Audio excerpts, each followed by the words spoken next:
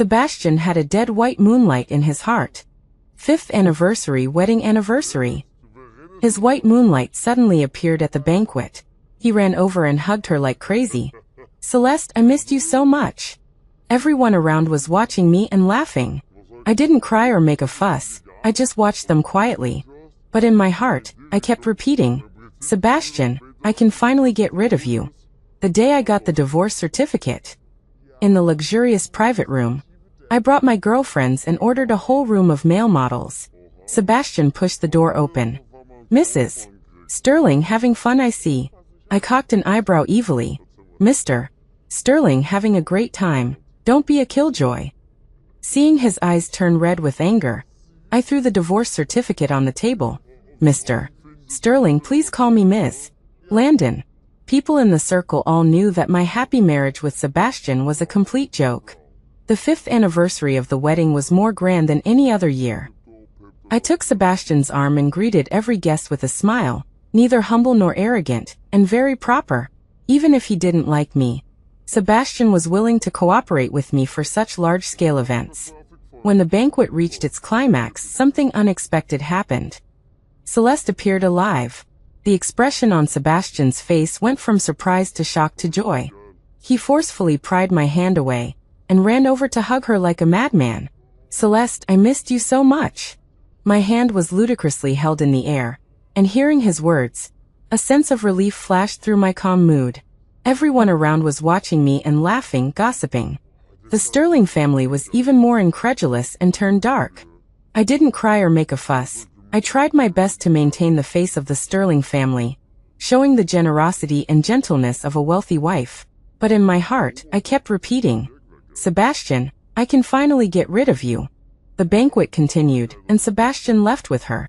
The roar of the car leaving seemed particularly excited in the silent night. After all the guests were sent away, Grandpa promised me that he would definitely make Sebastian come home and apologize to me. I knelt in front of Grandpa and kowtowed to him. "Grandpa, Sebastian doesn't love me. Please let me go and fulfill him." I cried with pear blossoms and rain, but no one knew how happy I was. I found the white moonlight and also made her appear here. My grandfather and Grandpa Sterling were comrades in arms. When they were young, my grandfather broke his leg to save Grandpa Sterling. Because of this grace, Grandpa Sterling personally chose me to be the Sterling family's eldest grandson's wife. My marriage to Sebastian was decided by the elders just like that. From a young age, I liked to follow Sebastian, chasing after him and calling him Brother Sebastian. But he didn't seem to like me at all. He even loathed me. He liked to tease me, either splashing paint on my dress or locking me in a dark room. Once he even caught a mouse and put it in my school bag, scaring me to tears. He was happy to see me suffer. I didn't understand, so I mustered up the courage to ask him, "Sebastian, why are you doing this to me?" He raised his eyebrows and sneered disdainfully. "Aurora, I will never like you. If you want to marry me, forget it." I knew about the marriage that my grandfather had arranged for us, so I went back and said to my mother, "Mom, I don't want to marry Sebastian when I grow up. He doesn't like me." The next day, I handed him the letter of annulment I had written, my eyes red. "Sebastian, I won't marry you. Can you please not hate me?" That year, I was 10 years old. I naively thought that as long as I didn't marry him, he wouldn't hate me. Later, I realized that no matter what I did, I couldn't change the fact that he hated me. But what could I do? The wind-blown school uniform of my youth enveloped the greatest secret of my youth. Sebastian had light in his eyes, a smile on his lips, and looked cool and unruly, captivating all the girls in the school. As proud as he was, he didn't give any of the girls the time of day, except for Celeste. From a young age, we had attended the best private schools in Los Angeles. The children here were all rich or noble, and not many of them studied hard. Even fewer were admitted to top universities. In order to improve the school's reputation, in our senior year, the school poached a few top students from the best public schools in the city. Celeste was one of them. We paid to study, and she came to earn money. I noticed that Sebastian was different with her. He was so gentle with her, speaking gently, smiling gently. Every time he rearranged the seats, he would sit next to Celeste, supposedly to tutor her, but really to pursue her. His affection was always so blatant. Imported snacks, exquisite hairpins, fragrant flowers, and subtle but very special gifts. I saw him secretly stuffing them into Celeste's desk several times, and when he saw her surprised, he would smile foolishly at her. He never treated me like that. When he saw me, he would subconsciously put on a bad face, as if I was annoying. At that time, my heart and soul were filled with him, but his heart and soul were filled with another girl. Gradually, I began to distance myself from him. I wrote my girlish thoughts in my diary. A stroke paints a young man, who entered my eyes with a glimpse. Love stops with the wind, but longing remains.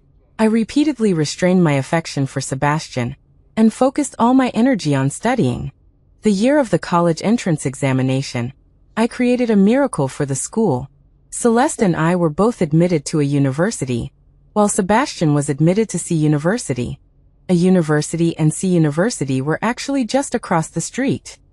Standing on the top floor of the teaching building, I could secretly see Sebastian. However, every time I saw him, there was always a girl beside him. He and Celeste were together. I have a delicate appearance and an easygoing personality. When I was in college, many boys pursued me. Perhaps my obsession with Sebastian was too deep. I would always compare those people with him, and then silently reject them. Sure enough, you shouldn't meet someone too amazing when you are young, otherwise, your standards will become higher and higher. On my 20th birthday, I invited my roommates to celebrate at a high-end clubhouse, and several good male friends came along as well. I didn't invite Sebastian, but he came that day. I looked at him quite surprised. Sebastian handed me a present he had bought. "Rory, happy birthday." I hesitated to take it, subconsciously thinking that Sebastian was going to tease me again. My roommate took the gift for me, and ambiguous glances passed between me and Sebastian.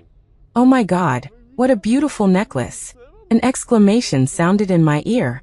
My pupils dilated, and my eyes fixed on the delicate necklace, unable to recover for a long time. Sebastian knew that I didn't lack this kind of thing, but I was still very happy to receive a normal gift from him for the first time. People around began to cheer curiously. "Aurora, introduce us. Who is this handsome guy?" Sebastian leaned lazily on the sofa, looking at me with interest, as if waiting for my answer. I nervously fidgeted with my hands, stammering out a sentence. He is my brother." "Brother?" Sebastian scoffed and lazily raised his eyes, smiling but not smiling. My mother didn't give birth to a younger sister for me. My heart rippled uncontrollably because of his words. However, this wave stopped again the next day. I ran into Celeste on campus wearing the necklace Sebastian had given me. She saw my necklace and suddenly smiled. "Aurora, the things I don't want are quite suitable for you." I stubbornly grabbed her, wanting her to explain clearly, but she proudly raised her head and sneered at me. "Aurora, do you know why Sebastian hates you? He said you are too well-behaved and have no opinions of your own. He also said you are like a lapdog clinging to him. Is there nothing else you can do in your life besides liking him?" I was stunned. I had restrained my affection for someone so much, but he mocked me as a lapdog. I found Sebastian's good friend Nolan. Nolan told me what happened yesterday. A few days before my birthday, Sebastian and Celeste had a fight, and he wanted to buy a gift to apologize, so he chose this necklace. However, when Celeste saw the necklace, she became even more angry. She said that Sebastian deliberately bought such an expensive necklace to humiliate her, disliking that her family was poor. Both were proud people. After arguing, they broke up unhappily. Someone mentioned that today was Aurora's birthday, and why hadn't they been invited? After knowing that Sebastian and Celeste were together, I withdrew from their circle. Nolan was still nagging me, saying that Sebastian and Celeste often argued over trivial matters. Celeste's family is not well off, and she will work part-time during the holidays, so she doesn't spend much time with Sebastian. Sebastian gives her money, but she doesn't want it. When he buys her gifts, she gets angry if they are a little expensive. Actually, I think it's better to marry someone who is a good match. The gap between Sebastian and Celeste is too big, it won't last long. Aurora, you like him so much, go and snatch him back, we all support you. I had no patience to listen to him continue, so I took off the necklace and handed it to Nolan. Tell him the eldest daughter of the Landon family has a reputation to uphold. After that day, I never saw Sebastian again. As graduation approached, I was busy writing my thesis, and a major event happened at home. My mother fell down the stairs, and although the doctor fought hard to save her, she became a vegetable. I cried my eyes out at the hospital. My aunt asked Ryan to come and be with me. I sat on a bench, leaned on Ryan's shoulder, and wiped my tears and snot with his tie. Ryan was both amused and saddened, and he comforted me gently over and over again. Sebastian suddenly came.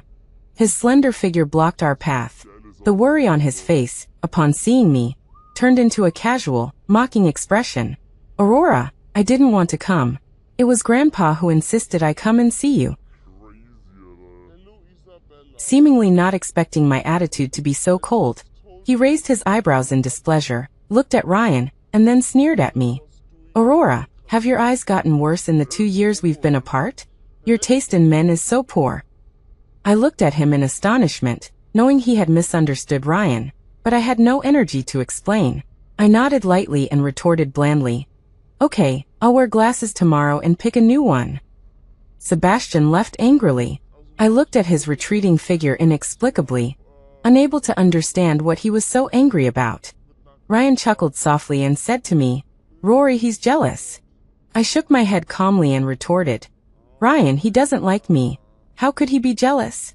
My mother lay in the hospital for a month, showing no signs of waking up. I graduated from university and prepared to take over the land and family business. However, things didn't go so smoothly. A year earlier, my father had already cultivated a successor in the company. The moment I saw that person, a bad premonition swept over me. His eyebrows and eyes were 80% similar to my father's. My father told me he was a distant cousin. I didn't remember having such a relative. A paternity test confirmed my suspicions. He was my father's illegitimate son, Damien, 1 year younger than me. I suspected that my mother's accident was my father's doing. I had a gentle nature, and had never dared to disobey my father. This time, for my mother's sake, I called the police. I showed the police the paternity test and said indignantly, "My father had an affair a long time ago." To let his illegitimate son officially take over the land and family business, he pushed my mother down the stairs and created the illusion of an accident. His intention was to kill my mother, so his mistress could take her place and his illegitimate son could rightfully become his son and inherit the family business. After I said all this, my father slapped me hard across the face. That slap completely woke me up. I was too weak, not yet capable of protecting my mother. I needed to learn to endure, lie dormant, and avoid his sharp edge. The police saw in the surveillance footage that my mother had indeed fallen by herself. As for why she fell down the stairs, I thought the answer was only clear to my father.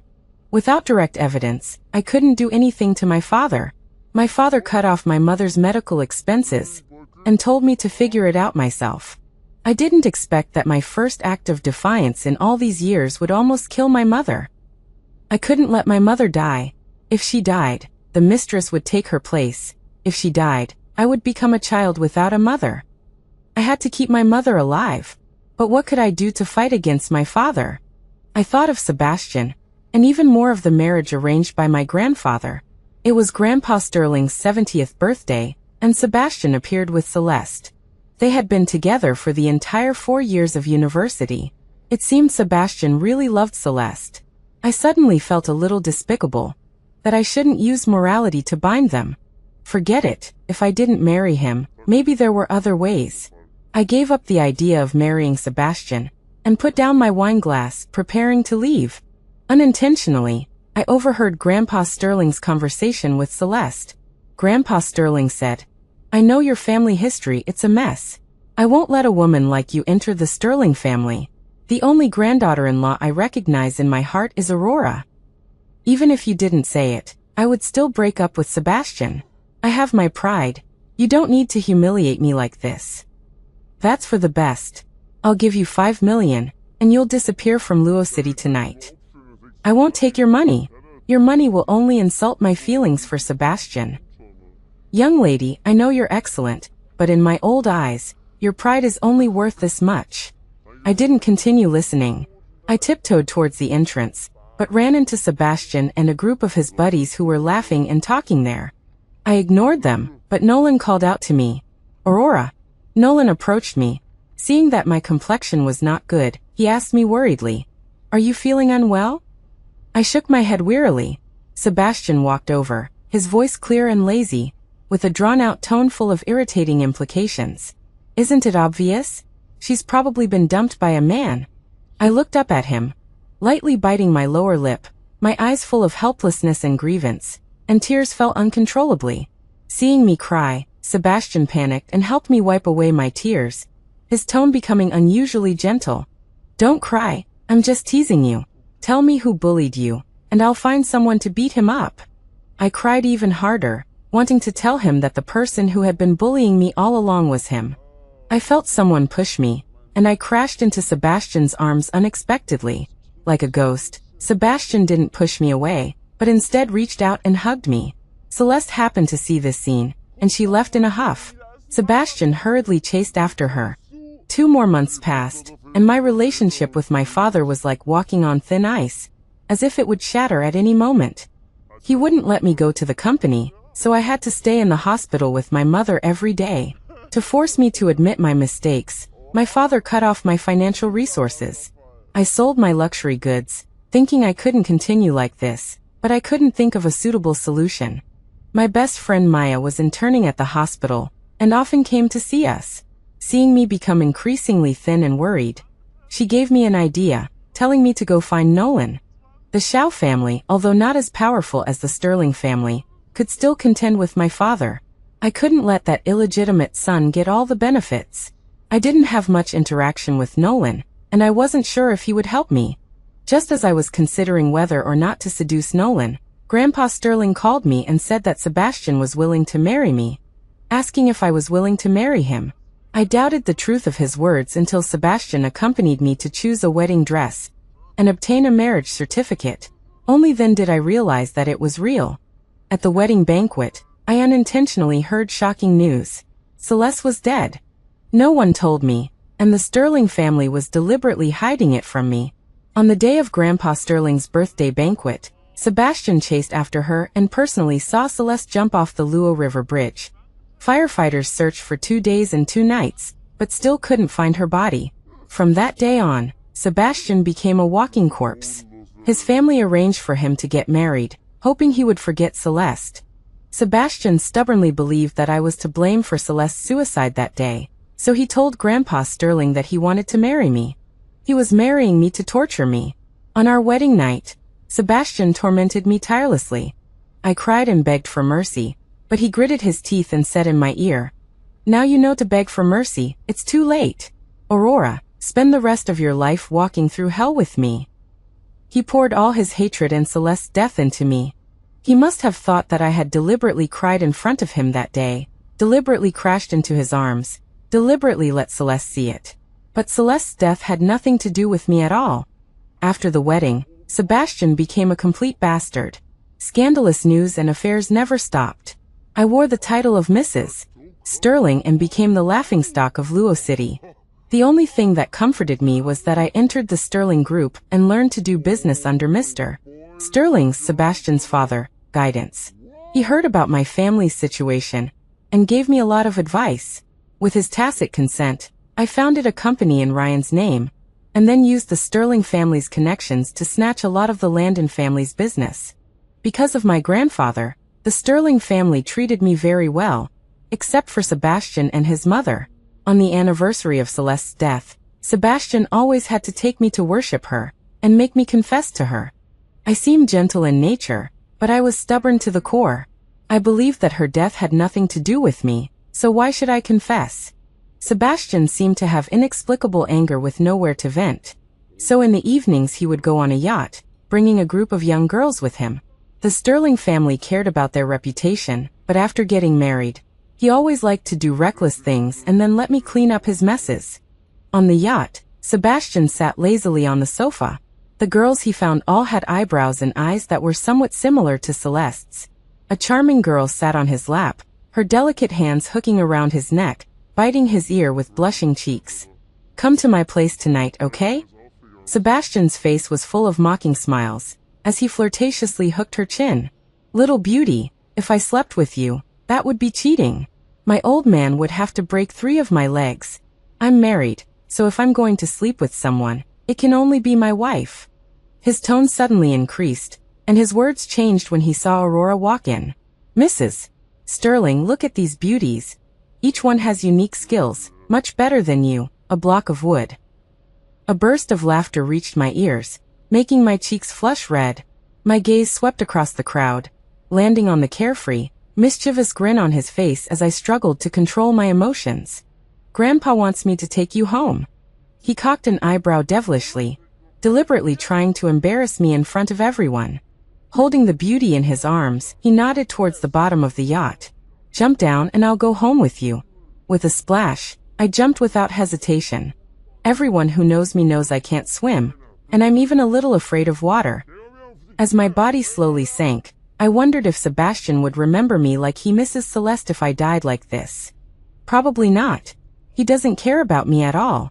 Just as I was closing my eyes in despair, a hand suddenly grabbed me. Nolan saved me. Soaked to the bone, I opened my eyes and, perhaps it was just my imagination, caught a glimpse of panic in Sebastian's eyes. But as I became fully conscious, it turned into furious scolding. Aurora, if I told you to jump, you jump? Are you a pig? How can you be so stupid? I saw Nolan's fist land on Sebastian's face. I rarely saw Nolan angry. That day, I saw him grab Sebastian by the collar and angrily berate him. Sebastian, it's because you told her to jump. Aurora is naive. Since you married her, treat her well, don't always abuse her. There aren't many truly sincere girls these days. Knowing Sebastian, he would have fought back or at least cursed back, but he did nothing to Nolan. He squatted down and scooped me up into his arms, and I heard his teasing voice in my ear. Mrs. Sterling, you win. I nestled in his arms, flattered and afraid to speak. As soon as I got home, I went into the bathroom and took off my soaked clothes. Sebastian brazenly barged in, startling me into instinctively covering myself. His wicked grin widened as he approached, backing me against the bathroom wall. Meeting his pitch-black eyes, I knew he was in the mood again. Exhausted, I bit my lip and said, Sebastian, I'm a little tired today. Can we do it another time? Mrs. Sterling. Sebastian's clothes were off in an instant, letting the hot water pour over his body, his voice hoarse. You need to be aware of your responsibilities as a wife. Be proactive. The words Mrs. Sterling brought me back to reality. I had no reason to refuse. Sebastian always liked to bully me in such an open and aboveboard way. I willingly accepted this marriage, locking him in, and also restricting myself. The Sterling family has already helped me so much. I can't greedily wish for him to love me. Strangely, Sebastian didn't torment me as usual. This time he was like a different person, extremely gentle with me. It made me wonder if the person who was entangled with me in the bathroom wasn't Sebastian. I was awakened in the morning by Mrs. Sterling's head-splitting scolding. The bed was already empty. I hung up the phone and saw that last night's farce on the yacht had become a trending topic. I couldn't help but gasp. In the end, it was still photographed.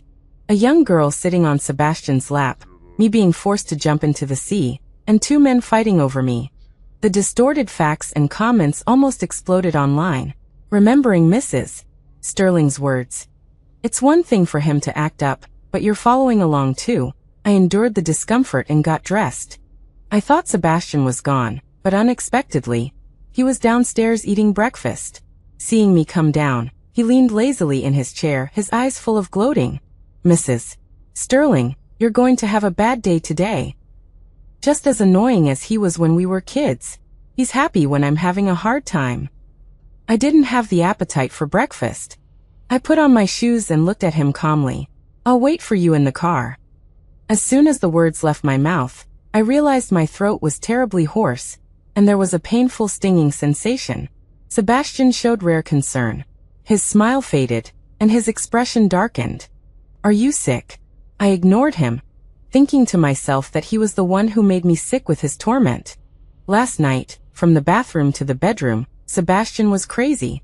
Scenes of indescribable moments suddenly popped into my head, making my cheeks, which were already a little warm, even hotter. I shook my head, trying to shake off these amorous images and soberly warning myself. This is just Sebastian's way of tormenting me again. I can't fall for it.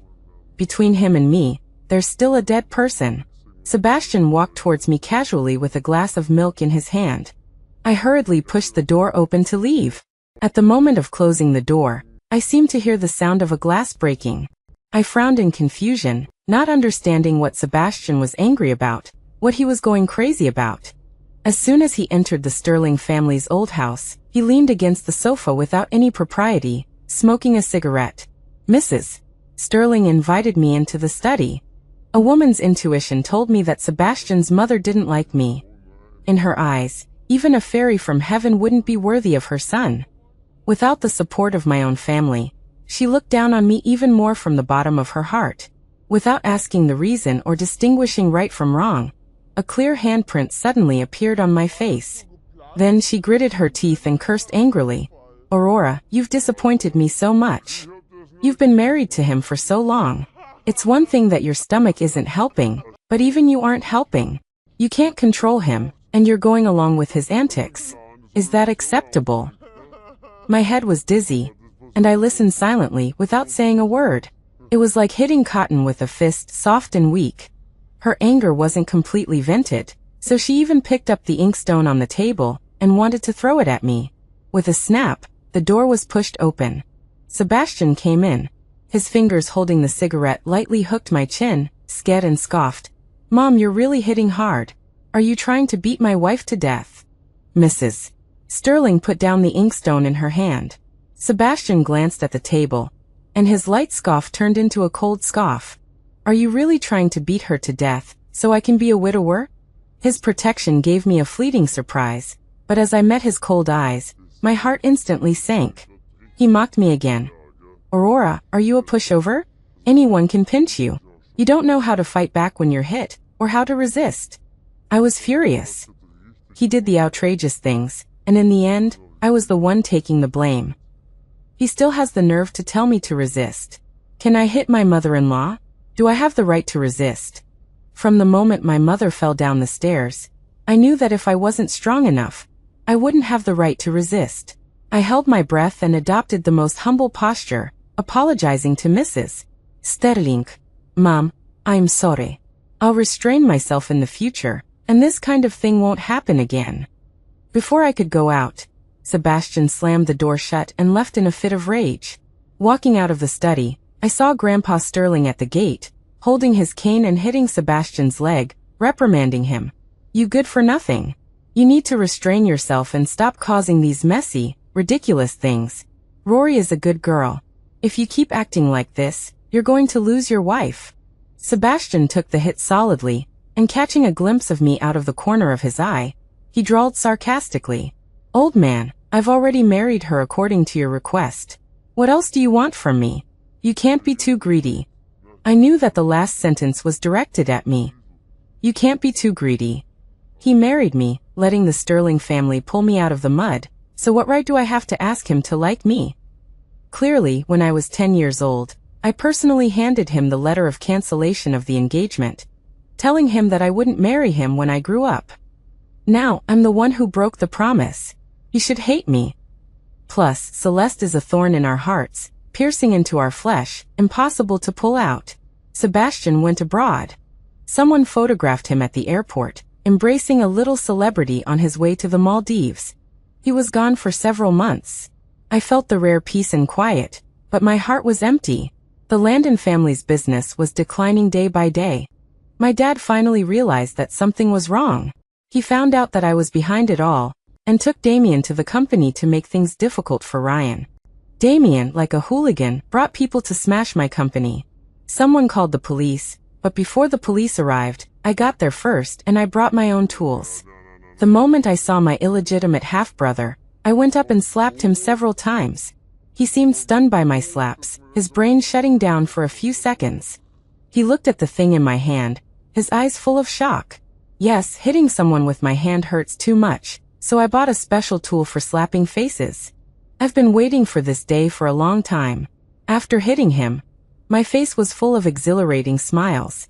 Seeing his son being beaten, My scumbag dad raised his hand and wanted to slap me, but his hand was stopped in midair.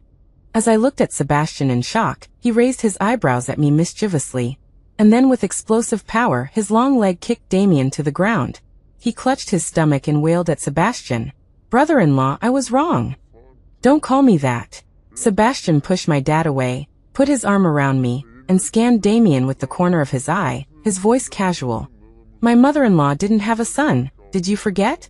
You're a shameless bastard." The last two words were drawn out. My dad's face turned livid with anger.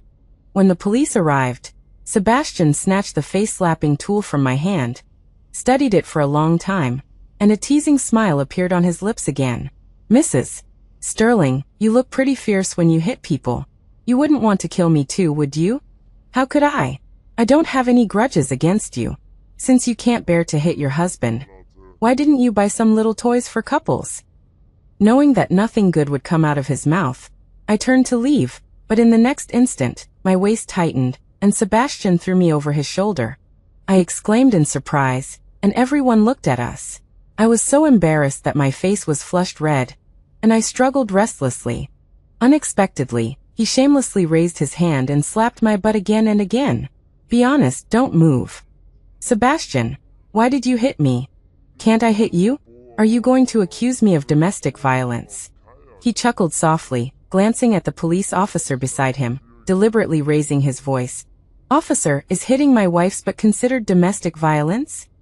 The surrounding people erupted in laughter and jeering, while the police officer looked at him sternly. "Young man, be serious." "All right, I'll take my wife home. To sleep." Another wave of suggestive laughter. I felt both angry and embarrassed, and could only lower my voice to plead with him. "Sebastian, it's daytime, so many people are watching, let me down first." "What? Do I need to pick a time to sleep with my wife? Ugh, what a scoundrel." Before leaving, my dad gave me a deep look. I saw surprise in his eyes, as if he didn't expect Sebastian to treat me like this. He carried me home. Really just to sleep? I was about to be driven crazy by his impulsive actions. When the pleasure reached its peak, he nibbled on my ear, constantly asking me, "Aurora, it's been so long since I saw you, did you miss me?" A charming sound escaped my throat, pleasing him, and he continued to question. "If you missed me, why didn't you contact me?" My eyes were glazed as I looked at him, seemingly seriously considering the question. Why didn't I contact him? Before I had contacted him, but every message was like a stone sinking into the sea. Sebastian never replied. When I called, I was only greeted by his impatient voice. The phrase I heard most often was, "Don't bother me unless it's important in the future." Bearing the title of Mrs. Sterling, I had to force myself to go to those glamorous places to find him, only to be met with his annoyance every time. Gradually, I became very sensible and stopped contacting him or looking for him. His dark, ink-like eyes were reflected in my own, and as our eyes met, our breaths intertwined. I could clearly feel each other's heart beating, and I parted my lips, gathering all my courage, and asked the question hidden deep within my heart. "Sebastian, do you like me?" Hearing my question, his expression visibly faltered, followed by a short laugh, full of mockery. "Aurora, what are you thinking? I've told you since we were kids, I'll never like you." He was still on top of me, but the words he spoke were so cold. Disheartened, I lowered my eyes, stubbornly pressing, "If you don't like me, why did you help me during the day? Your Mrs. Sterling bullying you is like slapping the Sterling family's face. Of course I have to help." So that's it, the person he helped was Mrs. Sterling, not Aurora. A wave of bitterness washed over me.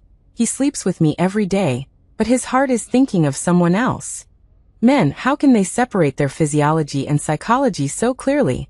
Feeling wronged, I pushed him away, got up, and went to the bathroom, turning the water on as loud as possible, squatting in the corner and crying softly. He's always like this, giving a little light and then extinguishing it himself, repeatedly tugging at my emotions, making me hallucinate, making me feel anxious about gains and losses. "Sebastian, I want to get rid of you." The day I submitted my resignation to Mr. Sterling, Sebastian's father, I encountered trouble again. Assistant Hannah knocked on the door, interrupting my conversation with Mr. Sterling, Sebastian's father. She pushed the door open halfway and poked her head in. Director 1, the company's jewelry spokesperson was decided long ago, Mr. Sterling brought someone over today, saying he wants to change people. He's asking you to go to his office now. I nodded, planning to leave after dealing with this matter. After playing abroad for a while, Sebastian had changed his nature and actually started working honestly. I pushed open the door, and the scene that greeted me stunned me slightly. In the past, Sebastian's antics were only on the outside, but this time it was ridiculously outrageous, actually bringing someone to the company. He leaned lazily in his chair, a beautiful woman straddling his lap in a suggestive pose. Seeing me enter, her eyes were full of provocation. Sebastian wrapped his arms around her waist, bringing her lips closer to his. I clenched my hands with all my might, trying to make my steps look calm, and walked straight towards them, looking at Sebastian. Mr. Sterling, did you want to see me? Seeing me arrive, Sebastian turned Scarlett's face so I could see her clearly, and then smiled casually. Miss Landon, I want to change the spokesperson to her. Take a good look, isn't she pretty? I knew her, the popular celebrity Scarlett. She was the woman who accompanied Sebastian abroad. She had been with Sebastian for quite some time, and I curiously sized her up. After examining her, I realized she looked nothing like Celeste. I was a little confused by Sebastian. It seemed like he had changed his taste. All right, whatever you like. Seemingly not expecting my reaction to be so calm, Sebastian suddenly lost the mood to tease me. He pushed Scarlett away, stood up and slowly walked towards me. Dad said you want to resign. Why? My company, Ryan can't handle everything alone. I want to go help. Aurora, you're making me suspect you're discarding a bridge after crossing it. Yeah, I can handle the Landon family's troubles myself from now on. I didn't refute him. With my current strength, making use of the conveniences provided by the Sterling family, I could completely compete with my father. Bringing him down was just a matter of time. Perhaps because my mindset had changed, I wanted to get rid of Sebastian, and no longer wanted to stay at the Sterling group. Sebastian was choked by my words. I saw the expression on his face was very strange, but I didn't think too deeply, just left a sentence. Mr. Sterling, if there's nothing else, I'll go first. I turned around, and before I could leave the office, Scarlett's sweet voice came from behind. Sebastian, I'll have a baby for you, okay? Sebastian lazily curled his lips and smiled carelessly. Sure. But the answer changed to mockery when he saw the figure disappear before his eyes. Don't be silly, you're not Mrs. Sterling. The baby you give birth to would be illegitimate. Scarlett hooked her arm around his neck, a little presumptuous, and said, Then get a divorce and let me be Mrs. Sterling, okay? The smile on Sebastian's face froze, his face darkened, and his voice turned cold. You're going too far, don't be shameless, I'm not interested in sleeping with you. Scarlett left angrily. I knew it wouldn't be easy to get a divorce from Sebastian, but I didn't expect it to be so difficult. Sebastian, as if possessed, pestered me every night, wanting me to have a baby for him. We had been married for several years, but because of Celeste, we hadn't thought about having children. He said that Grandpa was waiting to hold a great-grandson, and wanted me to cooperate. I was annoyed. A marriage without love, the child born would also become a victim. Sebastian discovered that I was secretly taking medicine, and we had a big fight, the fiercest fight in nearly 5 years of marriage. I mentioned divorce to him. His stern voice sent shivers down my spine. Aurora, we agreed to live in hell together. You want to get rid of me, only if I die. Sebastian gave me the cold shoulder, and I couldn't be bothered to try to accommodate him anymore. Our relationship was drifting further and further apart. I didn't force it anymore, and it didn't seem so painful anymore. In the years that my mother was sick, Maya had been helping me find treatment methods and famous doctors. Encountering Celeste was purely accidental. Maya knew a doctor in Hong Kong who spoke about some acupuncture techniques, saying we could try them. That day, I got on a plane and went to Hong Kong Central Hospital. At the hospital entrance, I ran into Celeste. Seeing her was like seeing a ghost in broad daylight, while she greeted me calmly. Aurora, long time no see. So, what the hell have Sebastian and I been worshipping all these years? Celeste took me to see her son, a 3-year-old boy with leukemia. Celeste told me what happened back then. On the day of Grandpa's birthday banquet, she didn't want Grandpa's 5 million, but encountered Sebastian's mother when she left. Mrs. Sterling, from a mother's perspective, reasoned with Celeste and moved her with emotion, making her feel so ashamed that she chose to leave. Mrs. Sterling said, "Celeste, Sebastian said he was going to marry you as soon as he graduated, and I don't agree. Some time ago, I went for a facial with my sisters, and I don't know how your mother found me." She yelled at the entrance that my son slept with her daughter, and since he slept with her, he can't sleep for nothing. She asked me for $1 million and I gave it. You know, mothers can't stand their sons putting everything on the line for other people's daughters. Last time I went to find him, I saw him helping deliver food at the place you work part-time. I felt so bad. He's my son that I've spoiled since he was a child. He's going to inherit the Sterling family's business in the future. Yet he's riding a scooter through the wind and rain for you. Can you understand how I feel? I've had someone investigate your family's situation. You're probably embarrassed about what your mother does, right?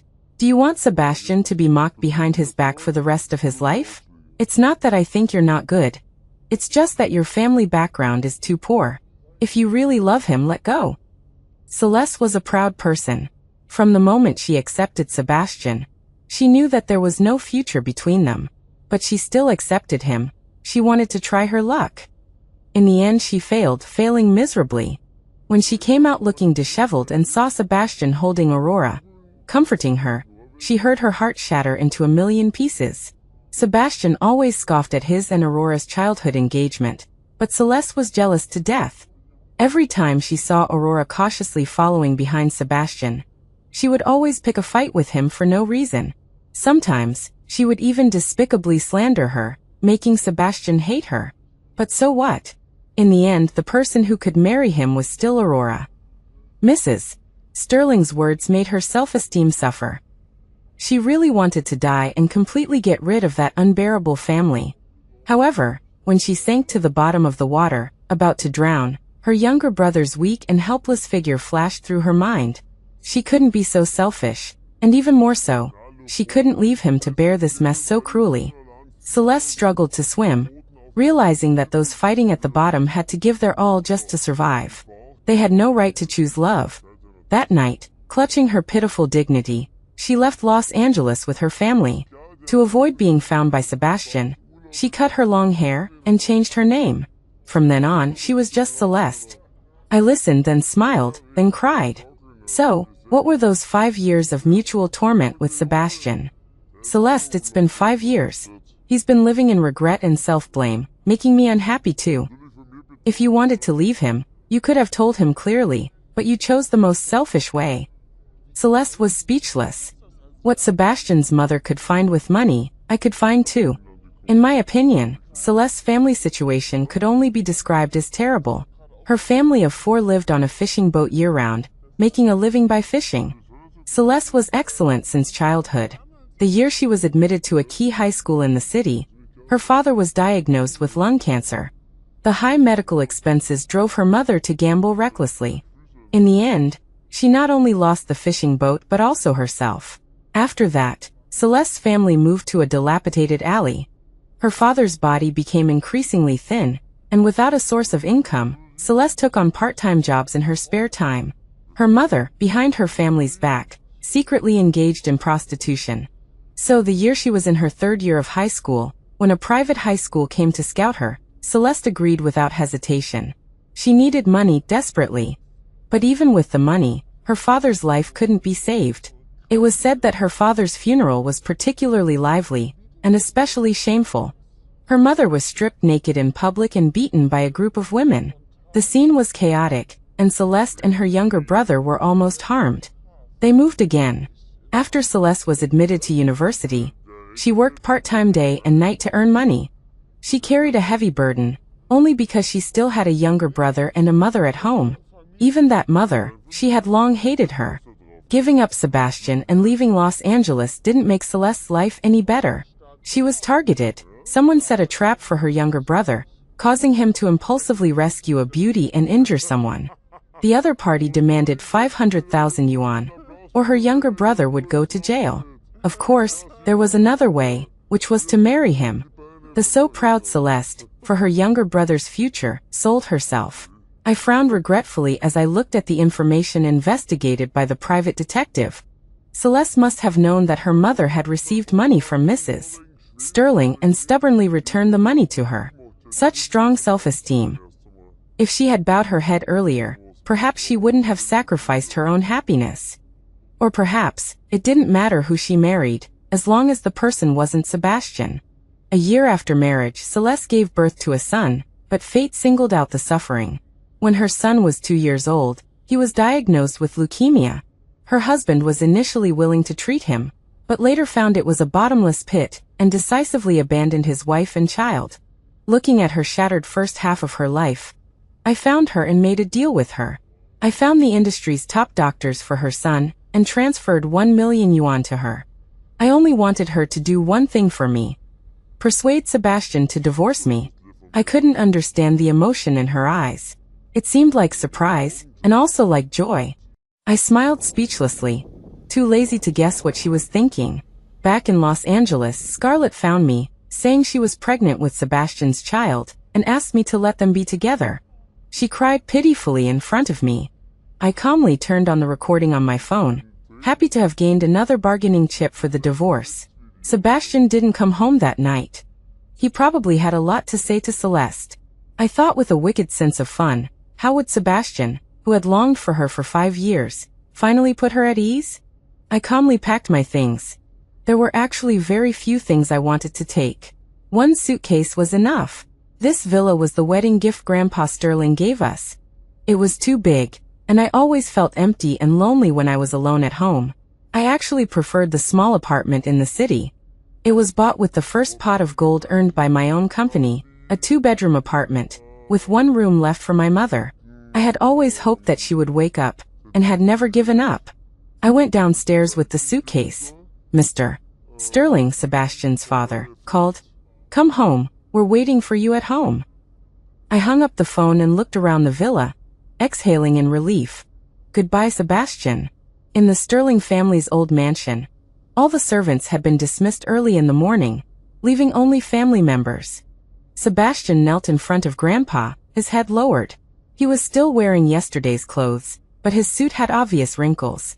Seeing me enter, the stern expression on Grandpa's face eased, and he beckoned to me kindly, as if to fulfill his promise to me last night.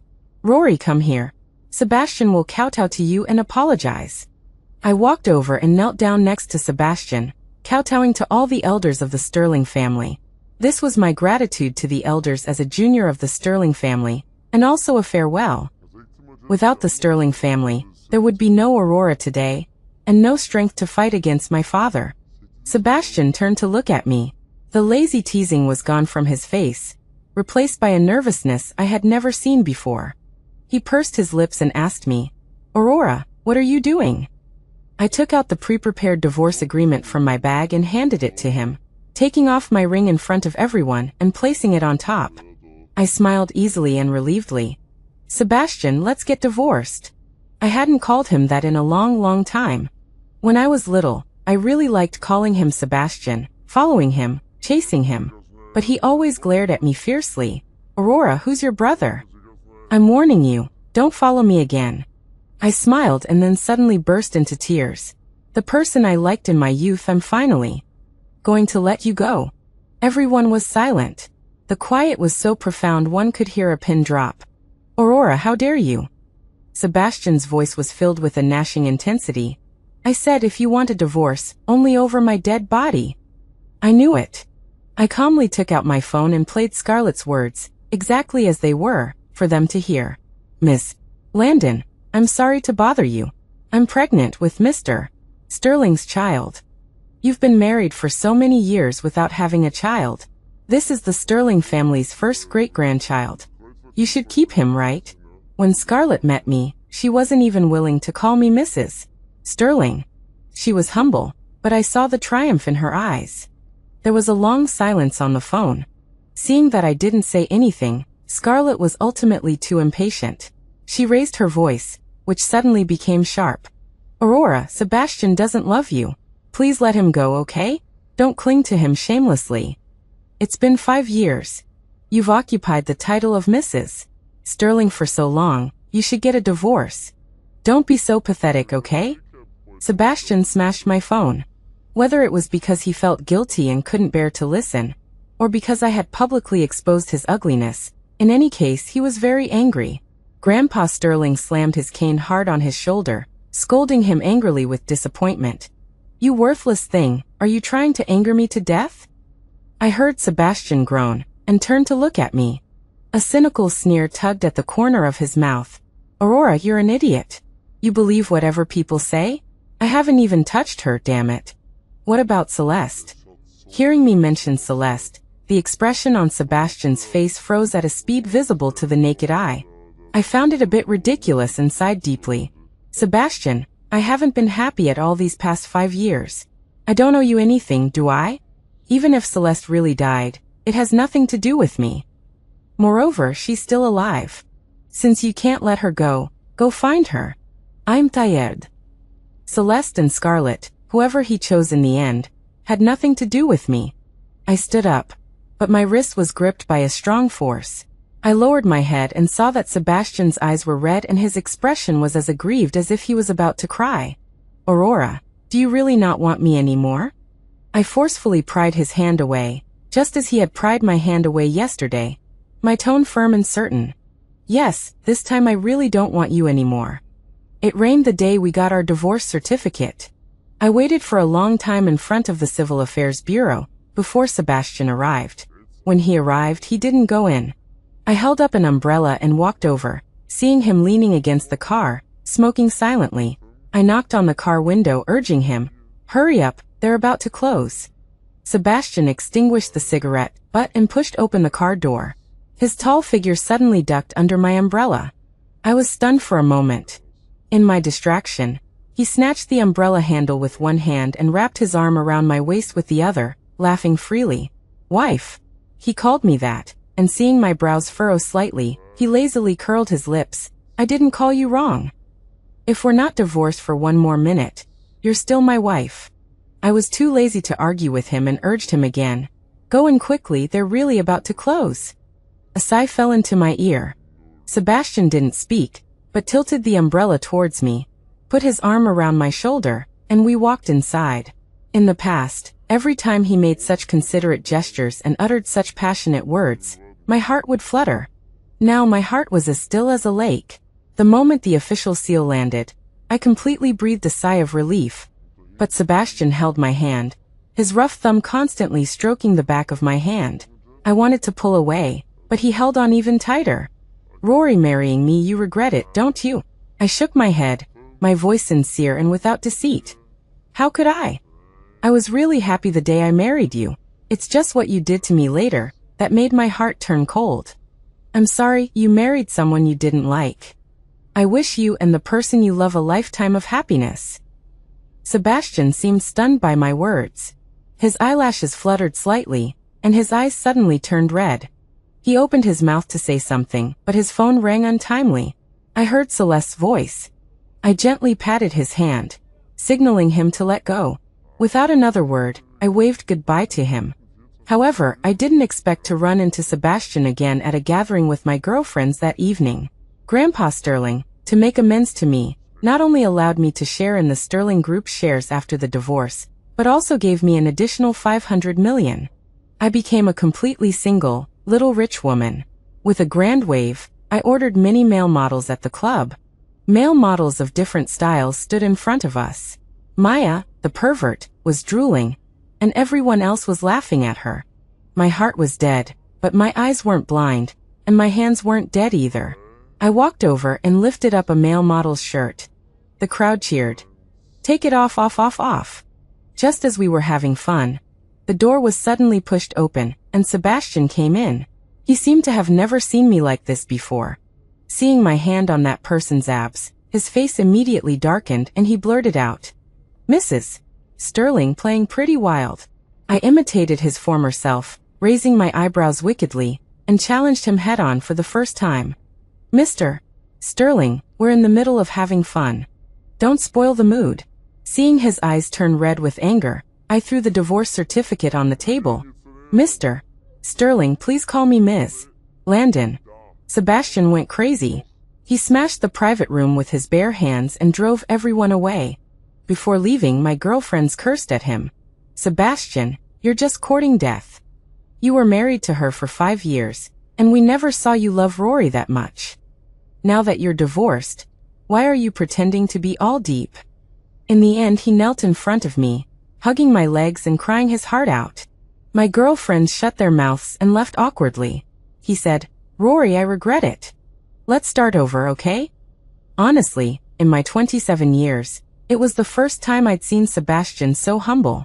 I squatted in front of him, deeply stroking his eyebrows and eyes, wanting to give him the illusion that I still loved him, just like the illusion he used to give me. I smiled gently and said calmly to him, No, I don't want to be Mrs. Sterling anymore. A few months later, my mother miraculously woke up. I was overjoyed and cried in her arms for a long time. My mother's memory was still stuck on the day she fell down the stairs. She called the police and hired a lawyer. My mother knew when I was very young that my father had another family outside. In order for me to grow up healthy, she had always chosen to endure and remain silent. Finally, when she found out that my father was planning to hand over the company to that illegitimate son, she completely erupted. My father didn't actually push her, but he had people sprinkle something on the stairs and deliberately chose that position to provoke my mother. I hadn't seen my scumbag father for a long time since I hit Damien at the company that time. His hair had turned much whiter. Seeing my mother wake up, he pretended to care for her and asked for her forgiveness. My mother was completely disappointed and coldly watched my father being taken away by the police. The Landon family's company became an empty shell. I paid to acquire it and drove Damien and his mother out of my house. The company and the house had half of my mother's hard work in them. I definitely couldn't let outsiders benefit from it. After my mother woke up, Sebastian came to see her. I hadn't seen him in months. He had become much thinner. His handsome face carried his usual carefree expression, but his eyes had a few more traces of composure and restraint. Seeing me walking towards him, he quickly threw the cigarette in his hand on the ground and crushed it with his foot. What are you doing here? I'm here to see my mother-in-law. All these years, I haven't called her mom once. I came here today specifically to say it. I looked at him speechlessly. He handed me a notebook in his hand and apologized to me sincerely. Rory, I'm sorry, I accidentally read your diary. On the day of our wedding, I married him with the joy of youth. However, the second half was filled with sorrow. I didn't take it. That belonged to the Aurora of the past, not the present, and not the future. Throw it away. Seemingly not expecting me to say that, Sebastian complained to me aggrievedly. Aurora, you wrote simp in your diary. When did I ever say you were a simp? Also, for 5 years of marriage, I didn't touch any of those women outside. The Sterling family seed. I only want it to come from your belly. What about Celeste? I actually asked this question with a popcorn-eating mentality. I was really curious. Sebastian thought I was jealous. The smile at the corner of his mouth was a little strange. He looked at me for a long while before speaking. No. Whether you believe it or not, I didn't touch her before we got married, and even less after. So, I'm not the cheating scumbag you wrote about in your diary. Isn't emotional cheating still cheating? Sebastian was choked by my question. I left with a carefree attitude while he was lost in thought.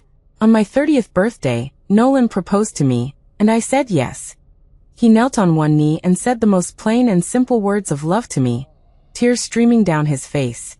He said, Aurora, the thing I regret most in my life is pushing you into Sebastian's arms at Grandpa Sterling's birthday banquet that day. So Nolan knew everything. He knew that my heart and eyes were full of that person, and he chose to fulfill my wish. However, I didn't know. Once, there was a boy whose heart and eyes were also full of me. I'm always so slow to realize things.